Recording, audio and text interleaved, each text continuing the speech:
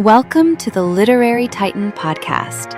In every episode, we dive into a book we've just read and share our thoughts, from best-selling authors to rising literary stars.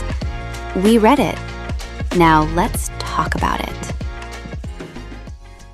The Soundless Symphony, At the Heart of Night, is a poetry collection steeped in darkness, longing, nature, myth, and emotional survival.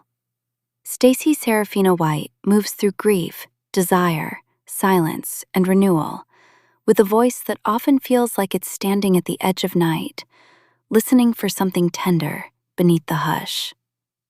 The book begins in an almost self-aware creative space with the art of creation, then drifts through poems of inner fracture, romantic ache, fantasy realms, and finally, the natural world's fragile light.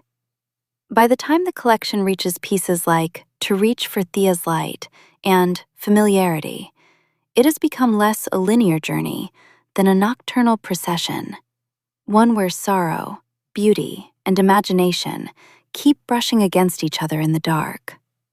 What struck me most was the intensity of the imagery. This isn't a quiet book in the plain sense, even though silence is one of its central moods.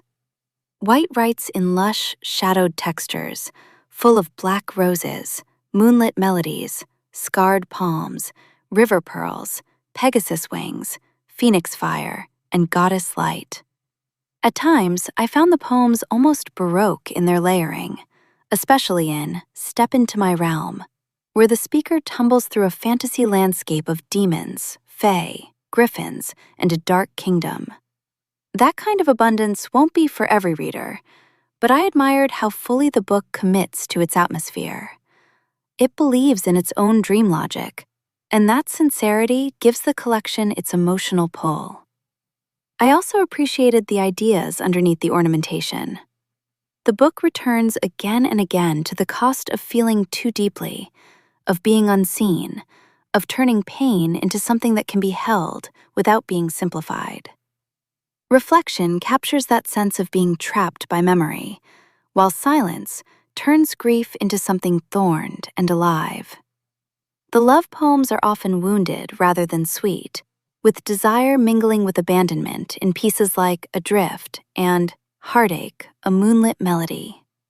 Even when the language is heavy with velvet and shadow, there's a genuine emotional intelligence working beneath it. White understands that beauty doesn't cancel ugliness. Sometimes it's the only vessel strong enough to carry it. I came away from the Soundless Symphony feeling as if I'd wandered through a candlelit gallery of grief, myth, and private weather. It's a collection with a distinct sensibility, romantic, mournful, ornate, and deeply invested in transformation. This book is at its best when its darkness opens toward tenderness, when the night doesn't merely consume, but shelters.